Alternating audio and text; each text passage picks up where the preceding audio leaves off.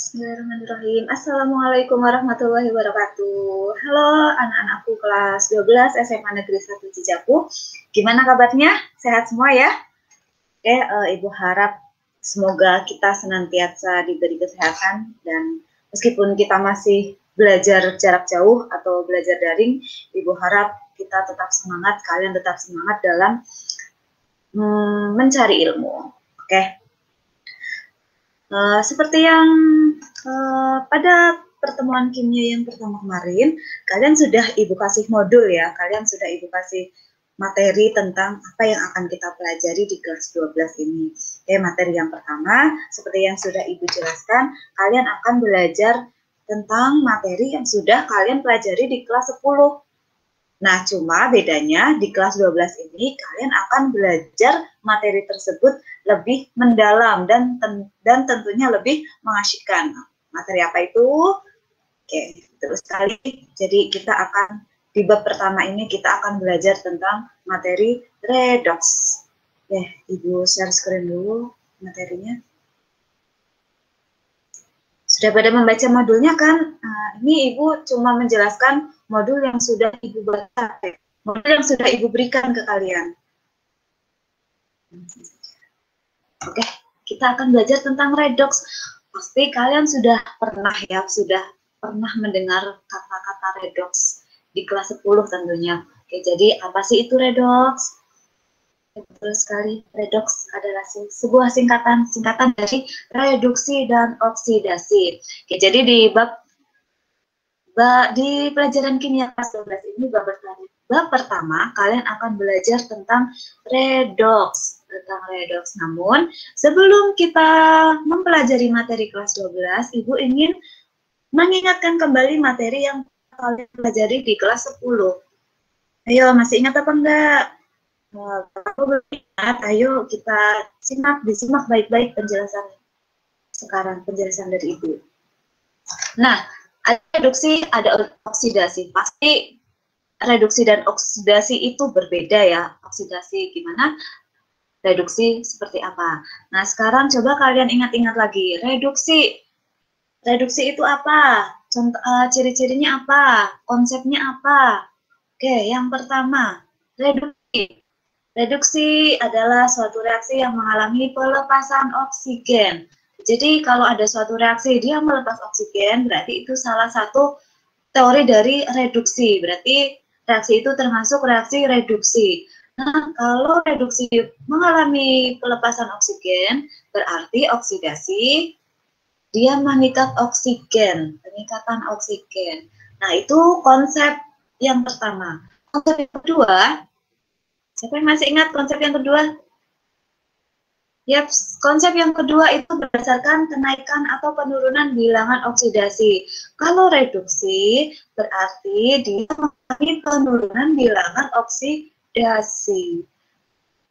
Reduksi penurunan bilangan oksidasi. Kalau reduksi penurunan bilangan oksidasi berarti kalau oksidasi kenaikan bilangan oksidasi. Oksidasi berarti itu artinya kenaikan bilangan oksidasi. Yang ketiga, konsep yang ketiga. Reduksi itu reaksinya menerima elektron.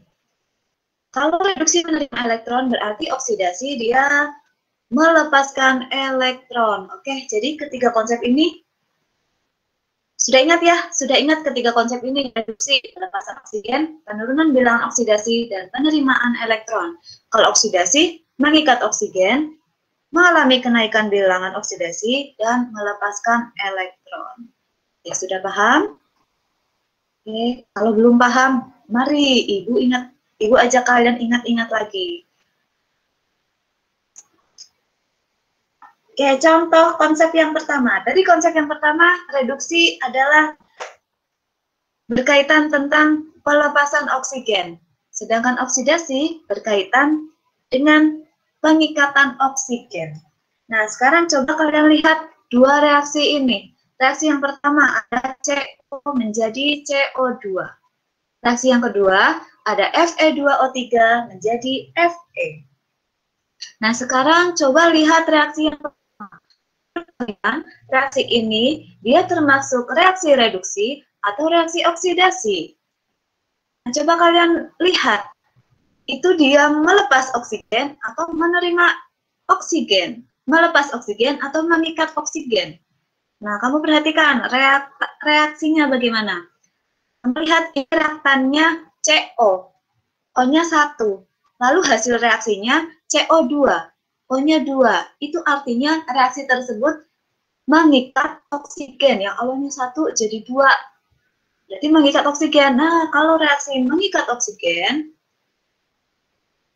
berarti dia mengalami oksidasi. CO mengalami oksidasi. CO mengikat oksigen, berarti CO mengalami oksidasi. Nah, selanjutnya reaksi kanan, reaksi yang kedua. Fe2O3 menjadi Fe. Tadinya ada O, tadinya Fe mengikat O, lalu di hasilnya ada O, Fe melepas oksigen. Kalau melepas oksigen, berarti Fe2O3 mengalami reduksi. Oke, jadi seperti itu contohnya melepaskan atau mengikat oksigen. Sudah bisa dipahami? Oh, sudah, alhamdulillah. Sudah bisa ya, pintar semua. Bisa reaksi kanan sama reaksi kiri, Ibu gabungkan jadi satu. Reaktan gabung jadi satu, hasil reaksi gabung jadi satu. Jadinya Fe2O3 plus CO menjadi Fe plus CO2. Nah, sekarang kita analisa lagi. Tadi Fe2O3 menjadi Fe, dia melepaskan oksigen. Kalau melepaskan oksigen berarti dia mengalami reaksi reduksi. Nah, sedangkan CO menjadi CO2, dia mengikat oksigen. Kalau mengikat oksigen berarti dia mengalami CO mengalami oksidasi. Nah, sekarang kalian perhatikan Fe2O3. Fe2O3 dia mengalami reduksi. Suatu spesies yang mengalami reduksi itu dinamakan suatu spesies yang mengalami reduksi itu dinamakan oksidator. Ingat, jangan kebalik. Kalau spesies atau zat yang mengalami reduksi berarti dia disebut oksidator, sedangkan yang mengalami oksidasi, CO, mengalami oksidasi berarti dia disebut sebagai reduktor. Oke, jadi apa sih oksidator? Oksidator itu adalah suatu spesies yang mengakibatkan zat lain mengalami oksidasi. Namanya oksidator berarti membuat zat lain atau spesies lain mengalami oksidasi. Begitu juga kebalikan. Kalau reduktor berarti dia sendiri mengalami oksidasi dan dia membuat zat lain mengalami reduksi. Nah, sekarang lihat Fe. Fe dia hasil dari reduksi, berarti Fe itu termasuk hasil reduksi. Nah, selanjutnya coba berarti dia hasil oksidasi. Oke, hasil oksidasi. Nah, ini materi kelas 10 ya. Tentunya kalian sudah paham. Sudah ingat ya? Sudah ingat dan semoga paham. Lanjut. Yang pertama tadi berdasarkan mengikat atau melepaskan oksigen. Yang kedua tadi, siapa yang masih ingat? Yang kedua, itu berdasarkan kenaikan sama penurunan bilangan oksidasi. Kalau yang reduksi berarti dia mengalami penurunan bilangan oksidasi. Sedangkan oksidasi mengalami kenaikan bilangan oksidasi. Nah, sekarang pertanyaannya, kalian masih ingat atau enggak bagaimana cara menentukan bilangan oksidasi? Ingat? Atau sudah lupa? Karena sudah 2 tahun yang lalu, Bu. Udah lupa, udah. Yang tahun kemarin aja, yang semester kemarin aja udah lupa, apalagi kelas 1 ya. Oke, kalau sudah lupa, ya mari kita belajar.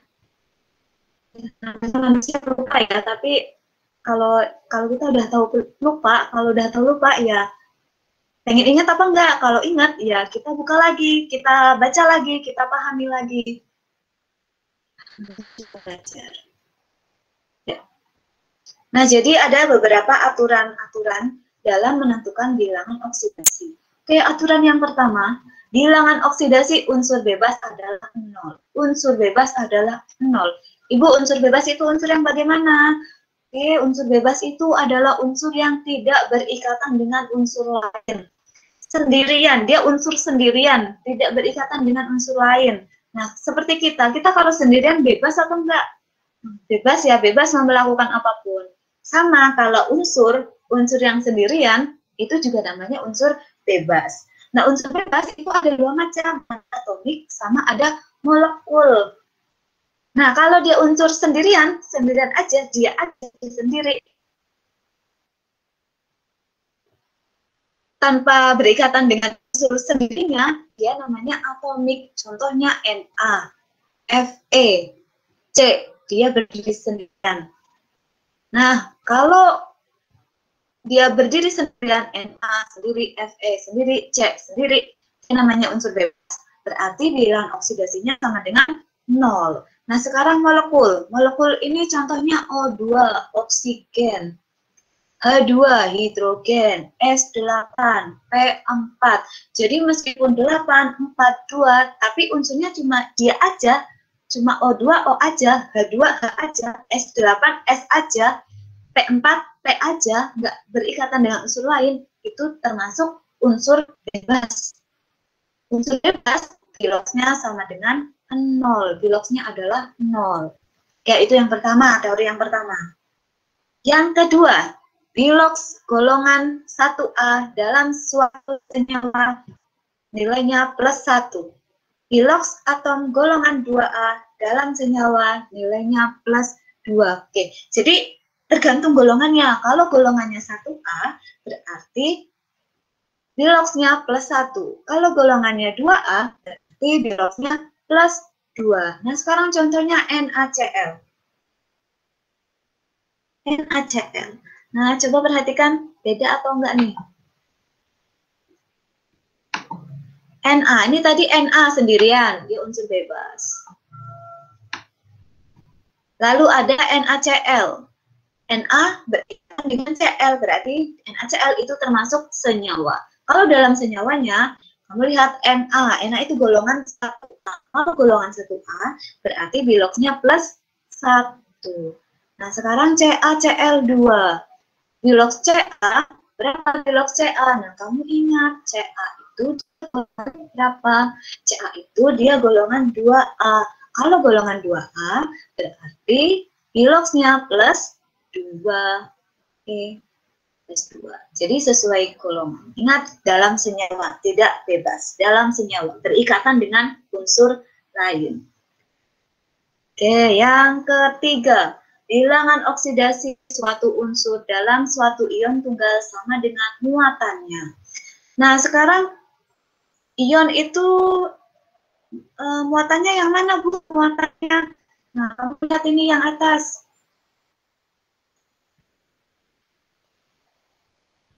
Kamu lihat nih yang atas. Nah, ini namanya muatan. Fe3+, berarti muatannya +3. Kalau muatannya +3, berarti biloxnya +3. Ingat, ion tunggal biloxnya sama dengan muatannya. Kalau muatannya +3, berarti biloxnya +3. Nah, kamu lihat bawah, S2-, muatannya berapa itu S2-? Muatannya -2. Berarti biloxnya juga -2. Biloxnya -2. Nah, sekarang Fe2+. Nah, beda ya ini. Tadi atas Fe3+, muatannya +3, berarti biloxnya +3. Kalau yang bawah ini Fe2+. Fe2+ muatannya berapa? +2. Berarti biloxnya +2. Oke. Nah, jadi kalian bedakan unsur bebas sama suatu ion. Kalau unsur bebas tadi nggak ada muatannya, nggak ada yang atas ini +3, -2, +2, nggak ada. Itu namanya unsur bebas. Kalau ion pasti ada muatannya. Ini muatannya yang atas. Oke, gitu ya. Selanjutnya, yang keempat, bilangan oksidasi F dalam senyawanya sama dengan -1. Lanjut aturan yang kelima, bilangan oksidasi hidrogen bila berikatan dengan logam, bilangan oksidasinya -1 atau -1. Bila hidrogen berikatan dengan non-logam, dia bilangan oksidasinya +1. Nah, itu artinya kita harus hafal, kita harus tahu mana yang termasuk logam dan mana yang termasuk non-logam. Nah, biasanya yang sering termasuk logam itu yang di unsur-unsur yang ada di golongan 1A sama golongan 2A. Kalau yang non-logam berarti bisa di 6A, 7A, 6A, dan 7A, dan 8A. Oke, yang pertama contohnya H2O. Nah, hidrogen ini berkaitan dengan oksigen. Nah, sekarang oksigen itu termasuk logam atau non-logam? Oke, jadi oksigen itu dia termasuk non-logam. Jadi bilangan oksidasi H dan H2O, dia nilainya +1. Nah, sekarang contoh selanjutnya, NaH. Nah, Na, natrium, dia termasuk logam atau non-logam? Na, itu dia termasuk golongan 1. Nah, golongan 1A. Nah, Na, dia termasuk logam. Di bilox H dalam senyawa NaH, dia nilainya negatif 1. Oke, oksidasi H itu berbeda-beda tergantung H itu dia berikatan dengan siapa. Kalau misalkan berikatan dengan logam, dia biloxnya -1. Nah, jika H berikatan dengan logam, berarti bilox H +1. Oke, sekarang lanjut ke aturan selanjutnya. Bilangan oksidasi unsur-unsur yang membentuk ion sama dengan jumlah muatannya.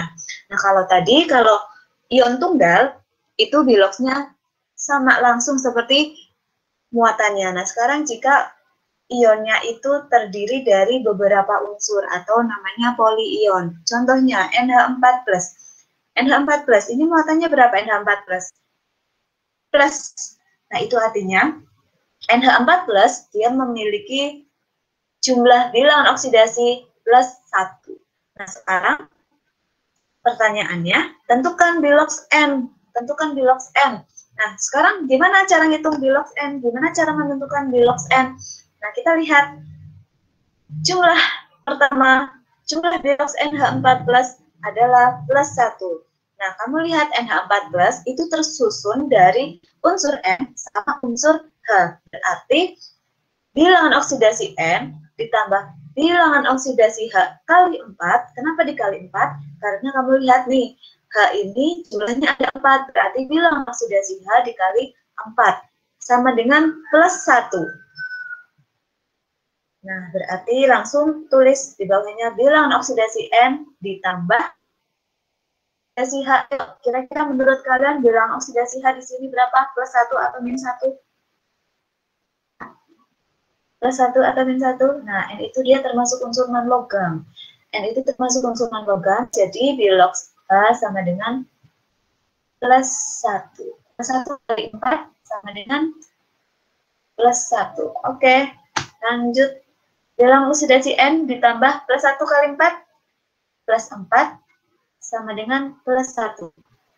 Sekarang lanjut, bilangan oksidasi N sama dengan +1, -4. Ini -4-nya pindah ruas, +4-nya pindah ruas, jadinya -4.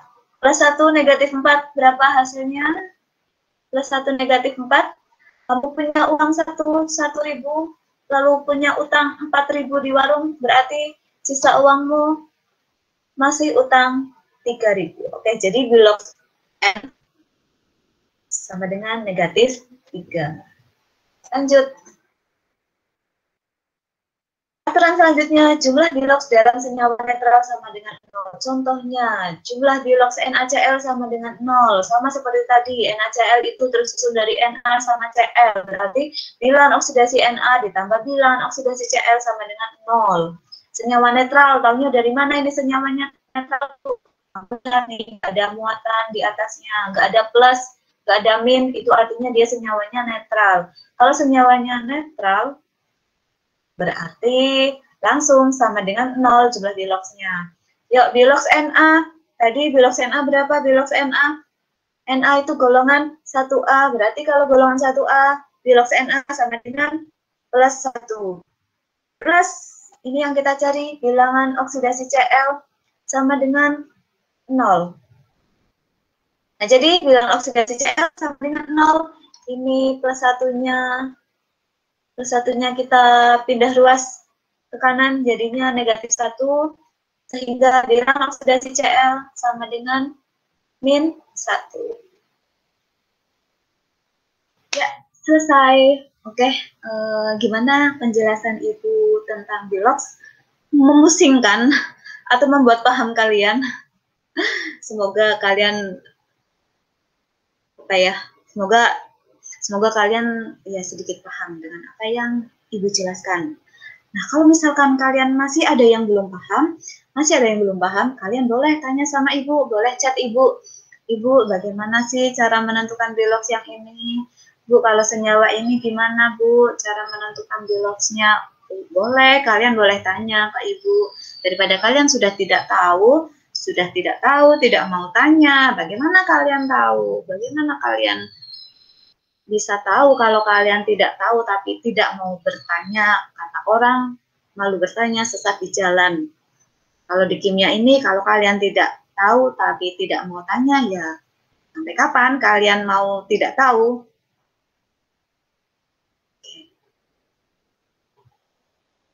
Oke, ya, Ibu harap kalian bisa paham.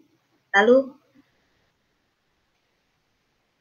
pertemuan selanjutnya kita mulai masuk ke materi kimia kelas 12, yaitu tentang penyetaraan reaksi redox. Oke, sekian. Semoga bermanfaat. Wabillahi taufiq wal hidayah. Wassalamualaikum warahmatullahi wabarakatuh.